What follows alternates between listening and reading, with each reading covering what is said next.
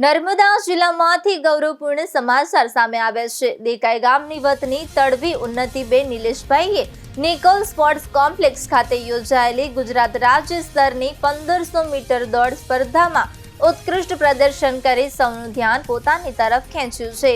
જય અંબે સ્કૂલ ગ્રુપનું પ્રતિનિધિત્વ કરતા ઉન્નતિબેને આ પ્રતિષ્ઠિત સ્પર્ધામાં પોતાની મહેનત, લગન અને પ્રતિભાનો શ્રેષ્ઠ પરિચય આપ્યો હતો।